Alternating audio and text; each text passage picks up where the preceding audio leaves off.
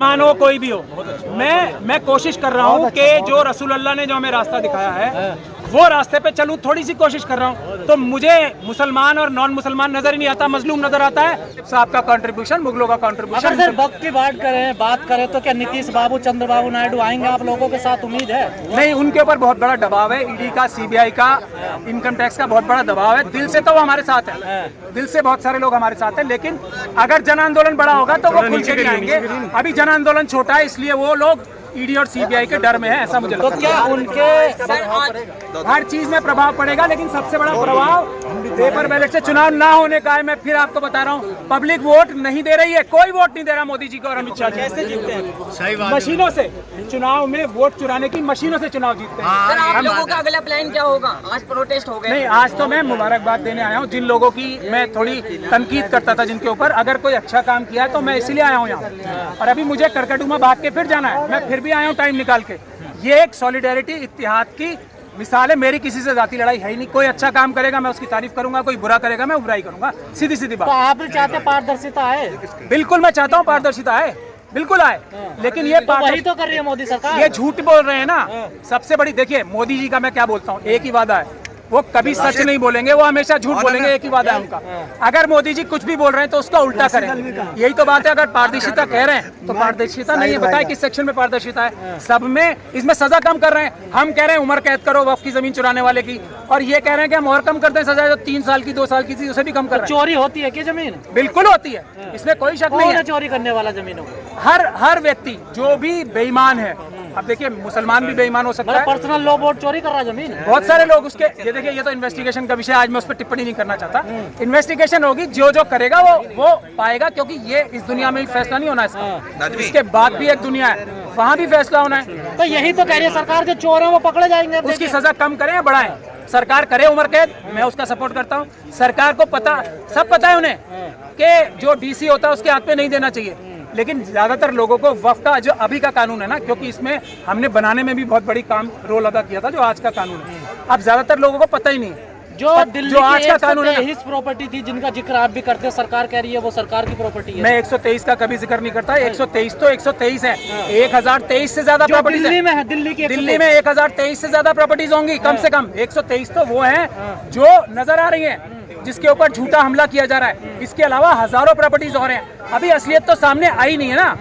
अभी तो एक झूठ थोप के हमके ऊपर, हमारे ऊपर, और उसको ही उसी में दबा दिया जाता है। 123 प्रॉपर्टी नहीं है, हजारों प्रॉपर्टीज ऐसी हैं जो अभी वक्फ की है। दिल्ली में 1/3 दिल्ली वक्फ की है। और वक्फ क्या होता है? जो मुसलमानों ने अपना पेट काट के अल्लाह की राह में दिया, तो किसी की प्रॉपर्टी नहीं है वो। सरकार का कोई लेना देना ही नहीं है। सरकार तो एक चौकीदार नहीं, एक नौकर है। वक्फ बोर्ड नौकर होता है, मुतवल्ली होता है। आंदोलन को कैसे देख रहे हैं? आज इसका कोई असर पड़ेगा सरकार पे? शुरुआत है, देखो आप, फर्क पड़ेगा, देखो आप, बिल्कुल पड़ेगा। शुरुआत है ये, और इससे पड़ेगा कि ये शुरुआत है। इसके बाद क्या होना है, जो दूसरी कम्युनिटीज मिल के करने वाली है, वो भी सरकार को पता नहीं है। हम जल्दी ऐलान करने वाले हैं। दूसरे धर्मों का साथ मिल रहा है, सब, हर मजलूम का साथ मिलेगा। हर मजलूम जो होगा ना, जिसकी जगह चुराई जा रही है, अब जैसे झुग्गी झोपड़ी वालों की जगह छीन ली, धारावी में क्या हो रहा है, वहाँ वक्फ है नहीं है ना। अडानी को जगह चाहिए, मोदी जी को उसको जगह देनी है। धारावी नहीं, हर जगह देख लो आप।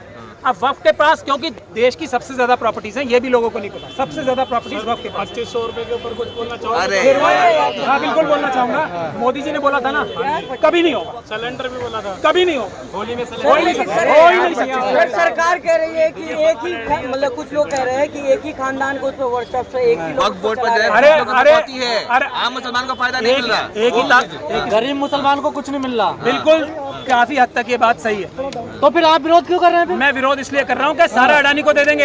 अभी तो 500 यूसुफ लुलू को तो दे रहे हैं, वो भी तो मुसलमान है। हाँ, वो अब अडानी करे जा रहे हैं। यूसुफ लुलू को भी ले रहा हूँ ना नाम में, वो भी जेल जाएगा, अडानी भी जेल जाएगा, और अंबानी भी जेल जाएगा, और मोदी जी भी जेल जाएंगे। इतने भले आदमी जेल जाएंगे सब। ये अगर चुराएंगे तो जेल जाएंगे, नहीं चुराएंगे तो नहीं जाएंगे, सीधी बात है। लेकिन उम्र कैद होगी कम से कम। भ्रष्टाचार है, एकदम बड़ा आंदोलन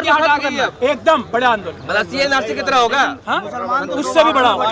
उससे मैं कह रहा हूँ ना, मैं तो सबका लीगल एडवाइजर था। मैं कोई छुप थोड़ी रहा हूँ कि मैंने CA NRC में रोल नहीं प्ले किया। सबसे बड़ा रोल मिला था। और अब भी रहेगा आगे। मैं खुल के कह रहा हूँ, मेरा ही सबसे बड़ा रोल था। आओ करो एक्शन मेरे खिलाफ, अल्लाह ने चाहा तो उससे बड़ा हो। आप जानबूझ के पंगा लेना चाहते हैं, पंगा लेने का समय भी है। मैं पंगा लेने नहीं, हम मुकाबला कर रहे हैं। हमारा काम कभी भी SC ST OBC माइनॉरिटीज का काम हमला करना होता है, नहीं डिफेंस करना होता है। डिफेंस में हम माहिर हैं, हमारे ऊपर कोई उंगली भी नहीं लगा सकता, क्योंकि हम माहिर हैं डिफेंस में। मोदी जी विदेश जाते हैं तो वो तो गले मिलते हैं मुसलमानों से, यहाँ आते हैं तो अच्छा देखो, मेरा मुसलमानों से मतलब नहीं है, मजलूमों के साथ हूँ मैं।